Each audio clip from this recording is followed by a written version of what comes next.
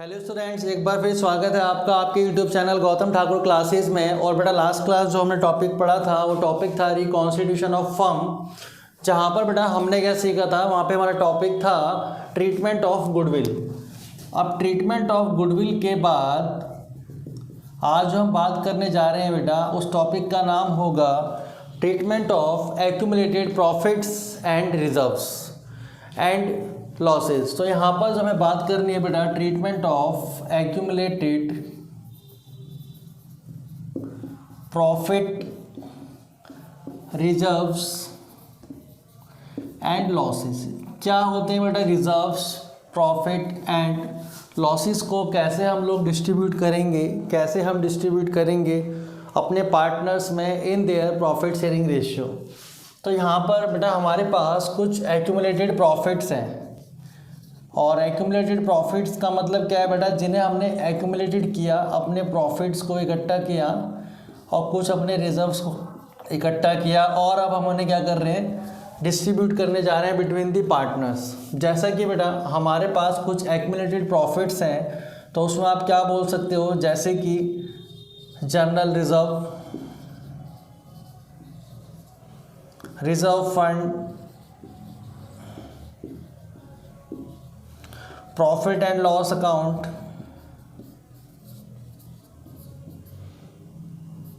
का credit balance,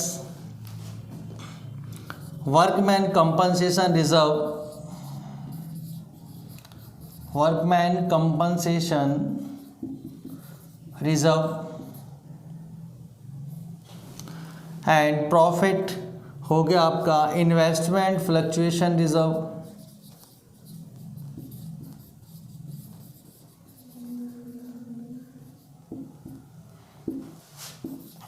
investment fluctuation reserve. यानी इन रिजर्व्स को बेटा आप क्या करोगे, पार्टनर्स को बांटोगे in their old profit sharing ratio existing partners में। इसके साथ साथ बेटा हमारे पास कुछ लॉसेस भी हैं, जिन्हें आप क्या बोलते हो, एक्यूमुलेटेड लॉसेस। और वो लॉसेस क्या है बेटा, वो लॉसेस हैं हमारे पास, जैसे कि आपका हो गया प्रॉफिट एंड लॉस अकाउंट का debit balance, deferred revenue expenditures,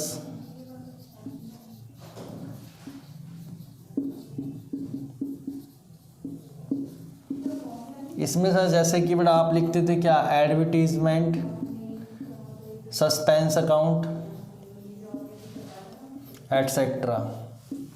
तो यहाँ पर बेटा हमारे पास क्या है, कुछ रिजर्व्स हैं, और यहाँ पे क्या है, कुछ हमारे पास क्या है, लॉसेस हैं। अब जैसे कि हम बात कर चुके हैं अपने वो पुराने वीडियोस में, जहाँ पर हमने पार्टनर्स कैपिटल अकाउंट की बात करी थी।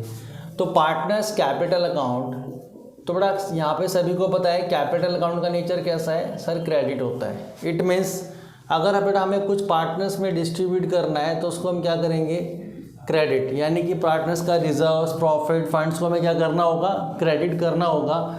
लेकिन वहीं सर अगर हमें कोई चीज़ क्या होती है, लॉस होती है, तो सर उन लॉसेस को मुझे क्या करना होगा सर, डेबिट करना होगा। उन लॉसेस को हमें क्या करना होगा, डेबिट। यानी कि कम करने के लिए हम क्या करेंगे, उसको डेबिट करेंगे, और ज़्यादा करने के लिए क्या करेंगे बेटा, क्रेडिट, पार्टनर्स के प्रॉफिट शेयरिंग रेशियो में। तो यहाँ पर हमारे पास बेटा कुछ रिजर्व्स हैं और कुछ क्या है, हमारे पास एक्यूमुलेटेड लॉसेज हैं। इसके साथ साथ बेटा हम क्या कुछ स्पेसिफिक ट्रांजैक्शंस करेंगे, किसके रिलेटेड, वर्कमैन कंपनसेशंस के रिलेटेड, इन्वेस्टमेंट फ्लक्चुएशन रिजर्व के रिलेटेड। तो यहाँ तक हमें बात समझ में आ गई कि सर ये हमारा क्या है, रिजर्व्स हैं, एंड क्या है हमारे पास लॉसेज हैं। तो बेटा हम क्या करेंगे, प्रॉफिट्स को जब हमें डिस्ट्रीब्यूट करना होगा पार्टनर्स में, तो हम क्या बोलेंगे, journal reserves account debit, reserve fund account debit, accumulated profits को हमें क्या करना होता है बेटा, डेबिट टू एक जनरल एंट्री हो गई क्या, partners capital account, partners capital account. ये हमारे पास एक क्या हो गई बेटे, जनरल एंट्री हो गई। किसके लिए, अपने रिजर्व्स को डिस्ट्रीब्यूट करने के लिए हम लोग क्या बोल सकते हैं, general reserve account debit, reserve fund account debit, profit and loss account का credit balance debit, workman compensation reserve debit, investment fluctuation reserve debit to partners capital account, और पार्टनर्स को उनके ओल्ड रेशियो में ही हम क्या करेंगे बेटा, इसको शेयर करेंगे। इसके साथ साथ हमारे पास बेटा ये लॉसेज हैं, तो यहाँ पर सर आपने बताया कि लॉसेस को क्या करना चाहिए हमें। सर लॉसेस हैं तो पार्टनर्स का अकाउंट क्या होगा, डेबिट। तो यहाँ पर हम पार्टनर्स के अकाउंट को क्या कर देंगे, डेबिट, और जब प्रॉफिट हो गया है तो हमने क्या करा है, पार्टनर्स के अकाउंट को क्या कराया है, क्रेडिट। तो यहाँ पर बेटा मैं क्या करता हूँ, एक्यूमुलेटेड लॉसेस के लिए पार्टनर्स कैपिटल अकाउंट को डेबिट कर देता हूँ। तो आपकी यहाँ पर जनरल एंट्री क्या हो गई, पार्टनर्स कैपिटल अकाउंट डेबिट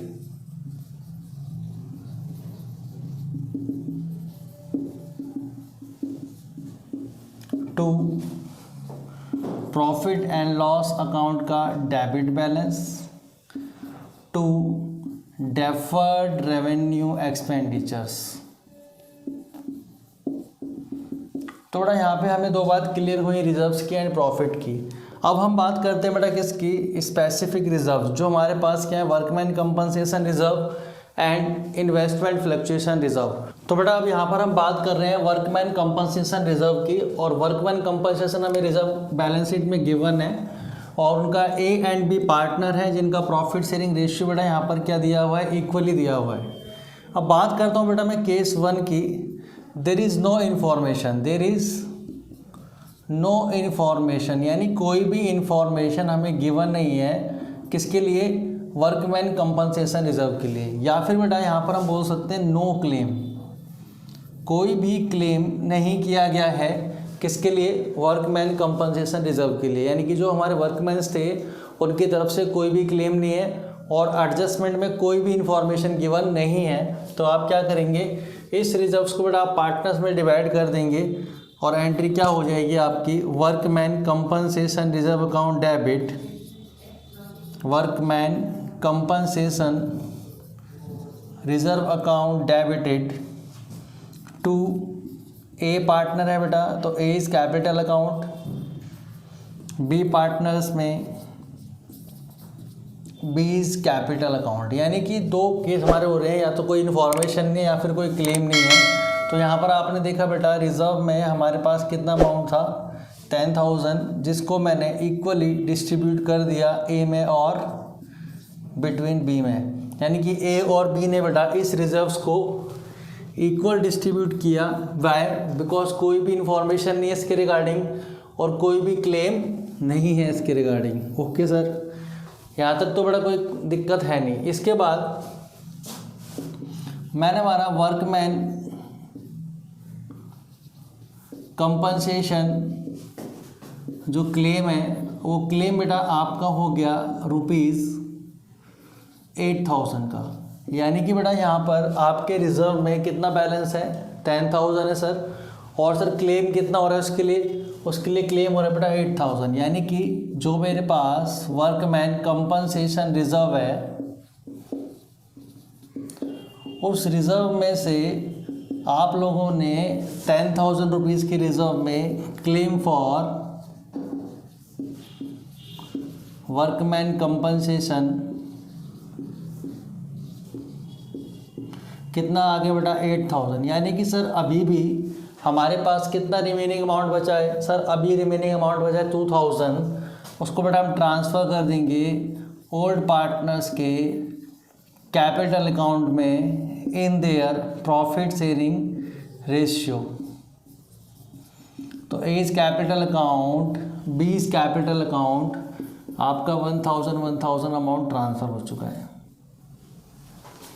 तो यहाँ पर सर कोई क्लेम ही नहीं था, तो पूरा ट्रांसफ़र कर दिया।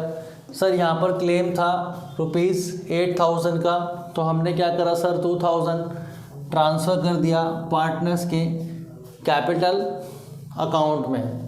थर्ड वन इज़ बेटा आप बोल सकते हैं क्लेम फॉर वर्कमैन कंपनसेशन,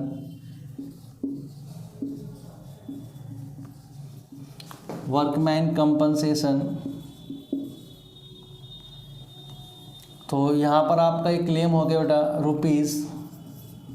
₹12,000 का। यानी कि सर हमें पहले नो क्लेम था, फिर क्लेम 10,000 से कम था, और अब क्लेम कितना बेटा आपके पास 12,000 से ज़्यादा है। तो यहाँ पर आप क्या लिखोगे सर, मेरे वर्कमैन कंपनसेशन रिजर्व में, हमारे वर्कमैन कंपनसेशन रिजर्व में कितना बैलेंस पड़ा है बेटा? सर ये तो ऑलरेडी हमारे पास कितना है सर, 10,000 रुपीज़ है। तो workman compensation reserve account debited कर दो बेटा रुपीज़ कितने से, 10,000 से। बट सर हमारे पास जो क्लेम आया है, क्लेम फॉर वर्कमैन कंपनसेशन, ओहो,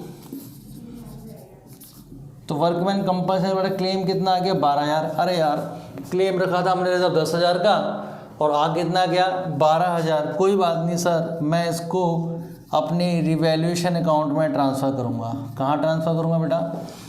रिवैल्यूएशन अकाउंट में हम इसको क्या कर देंगे, ट्रांसफ़र कर देंगे। तो अमाउंट हो जाएगा हमारा कितना, 2,000।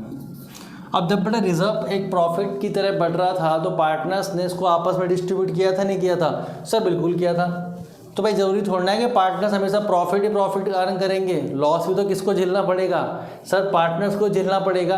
तो लॉस कौन झेलेगा, पार्टनर्स। और वो अमाउंट कहाँ चला गया, रिवैल्यूएशन अकाउंट में।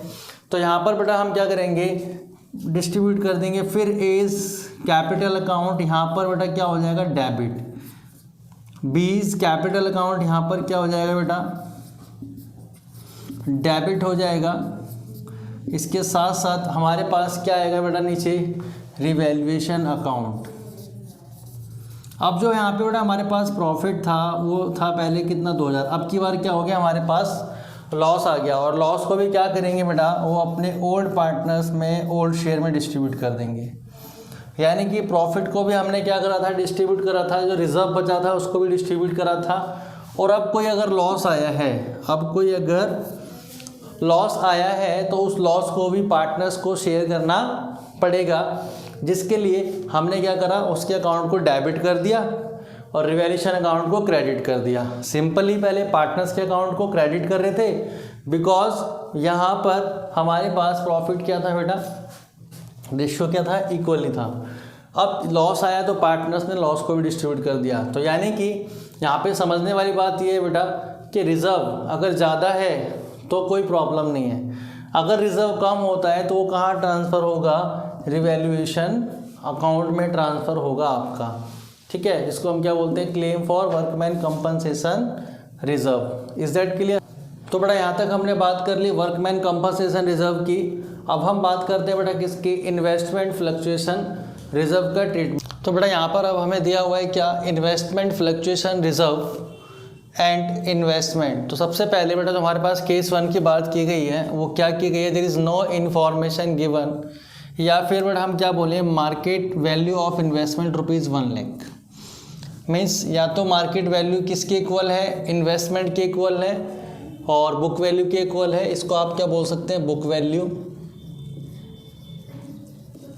और ये बेटा हमारे पास क्या है, मार्केट वैल्यू। तो मार्केट वैल्यू इन्वेस्टमेंट की वैल्यू दोनों बेटा सेम है और रिजर्व हमारे पास ऑलरेडी कितना पड़ा हुआ है, 10,000। तो अगेन हम फिर दोबारा से वही एग्जाम्पल ले रहे हैं, ए और बी में डिस्ट्रीब्यूट करेंगे इक्वली। तो हम क्या बोल सकते हैं, ए एंड बी पार्टनर है जिनका प्रॉफिट शेयरिंग रेशियो क्या है बेटा, इक्वली है। और यहाँ पर कोई रिजर्व्स की बात नहीं की गई है, कोई इन्फॉर्मेशन गिवन नहीं है। मार्केट वैल्यू इन्वेस्टमेंट की 1 लाख है। दोनों ही केस में आप क्या कर सकते हो, सिंपल एंट्री करेंगे क्या, जैसा कि हमने बांटना सिखाया था आपको, investment fluctuation reserve account debit, investment fluctuation reserve account debit to A's capital account to B's capital account. अब यहाँ पर बेटा आपको देखो फ़ायदा कितना हो रहा है सर, पूरे 10,000 का फ़ायदा हो रहा है।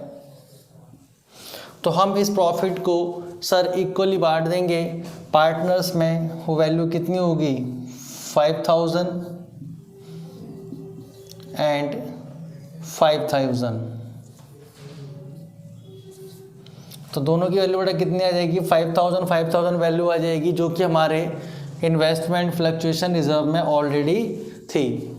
इसके बाद बेटा हम क्या बोल रहे हैं कि जो मार्केट वैल्यू है इन्वेस्टमेंट की इंक्रीज हो गई है, यानी कि हम बोल सकते हैं क्या, मार्केट वैल्यू ऑफ इन्वेस्टमेंट अब इन्वेस्टमेंट की वैल्यू बेटा आपकी हो गई 95,000। सर इन्वेस्टमेंट की वैल्यू पहले कितनी थी? सर इन्वेस्टमेंट की बुक वैल्यू 1 लाख थी और अब जो उसकी वैल्यू है वो 95,000 हो गई है, यानी कि देयर इज डिफरेंस बिटवीन कितना है बेटा 5,000 से इन्वेस्टमेंट की वैल्यू क्या हो गई है, कम हो गई है। But sir investment fluctuation reserve में हमारे पास अभी भी कितना अमाउंट पड़ा है? सर इन्वेस्टमेंट फ्लक्चुएशन रिजर्व में जो हमने रिजर्व में अमाउंट रखा हुआ है वो है 10,000। तो सर हम बोल सकते क्या है, investment fluctuation reserve account debit, investment fluctuation reserve account debit ₹10,000 to investment. अब देखो ना, कोई भी एसेट अगर डिक्रीज होती है तो उसको क्या करते हैं हम लोग, क्रेडिट। तो इन्वेस्टमेंट की वैल्यू आपकी कितने से कम हो गई बेटा? सर 5,000 से इन्वेस्टमेंट की वैल्यू क्या हो गई है, डिक्रीज। बट सर अभी भी हमारे पास रिजर्व में कितना पैसा बचा है? सर 5,000 बचा है। तो हम बेटा उसको ए इस कैपिटल अकाउंट में डिस्ट्रीब्यूट कर सकते हैं और बी भाई को भी हम दे सकते हैं कितना, बी इस कैपिटल अकाउंट डेबिटेड। तो क्रेडिट में आ जाएगा कितना बेटा 2500, यानी कि 2500 रुपये हम इनके अकाउंट में क्या कर देंगे बेटा, ट्रांसफ़र कर देंगे। अब जो बेटा बात की गई है यहाँ पे, बात की गई है किसकी? सर मार्केट वैल्यू की। तो ऐसा भी हो सकता है बेटा मार्केट वैल्यू और कम हो जाए। तो हमारा जो बेटा थर्ड केस है, कहता है market value, if market value of investment is equal to ₹88,000 की हो गई बेटा। यहाँ पे बेटा देखो मार्केट वैल्यू और बुक वैल्यू क्या चल रही थी, अभी तक सेम चल रही थी, लेकिन यहाँ पर मार्केट वैल्यू आपकी कितने की हो गई, 88,000 की हो गई।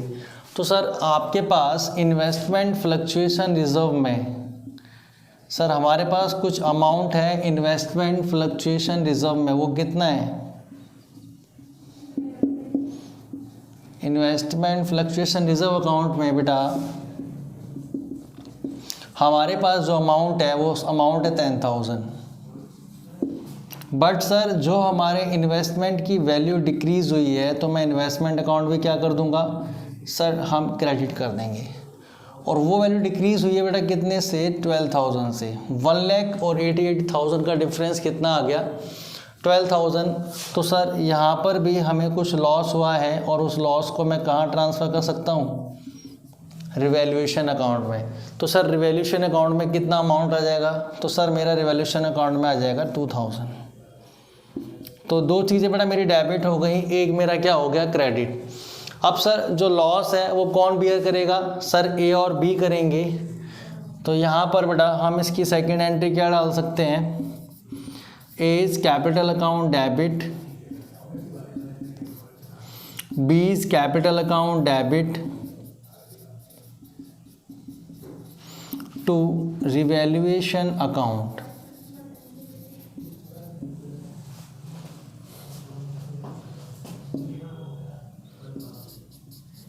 अब यहाँ पर बेटा रिवैल्यूएशन अकाउंट में आपका पूरा अमाउंट आ गया कितना बेटा, 2,000 का। और सर जो लॉस है वो ए और बी करेंगे सर कितना, सर इक्वली, क्योंकि उनका प्रॉफिट शेयरिंग रेशियो क्या है सर, इक्वली है। तो पहला केस बेटा हमने देखा कि कोई भी इंफॉर्मेशन क्वेश्चन में नहीं गिवन थी, तो मैंने क्या करा, सर पूरा अमाउंट डिस्ट्रीब्यूट कर दिया बिटवीन दी पार्टनर्स।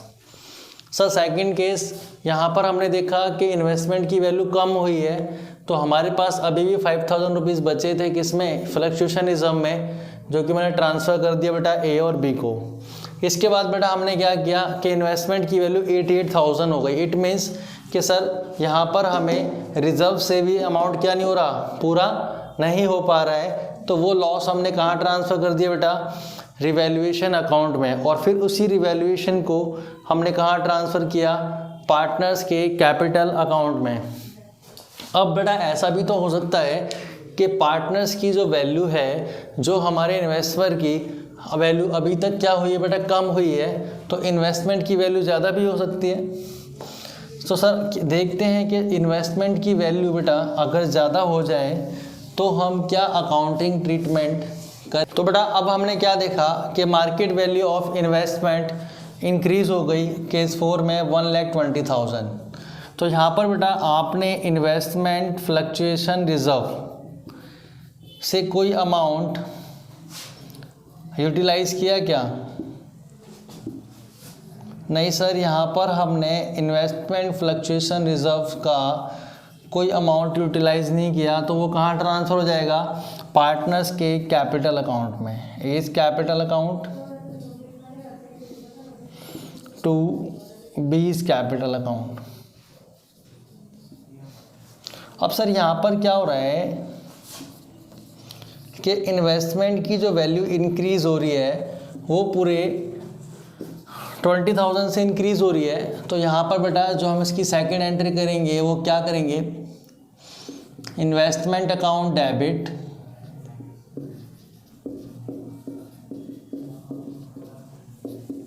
टू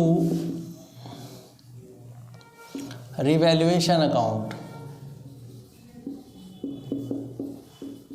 तो सर हमारे पास जो प्रॉफिट आया वो अमाउंट कितना हुआ बेटा? 20,000। अब इसी अमाउंट को बेटा हम दोबारा से ट्रांसफ़र कर देंगे पार्टनर्स कैपिटल अकाउंट में। जब लॉस हुआ था तो मैंने पार्टनर्स कैपिटल अकाउंट को डेबिट किया था बेटा, और अब हम क्या करेंगे बेटे? पार्टनर्स कैपिटल अकाउंट को क्रेडिट कर देंगे। तो यहाँ पर एंट्री क्या हो जाएगी बच्चे? Revaluation account debit, revaluation account debit to A's capital account to B's capital account. यानी कि बेटा जो हमारे पास 20,000 का प्रॉफिट आया वो हमने इक्वली ट्रांसफ़र कर दिया पार्टनर्स कैपिटल अकाउंट में।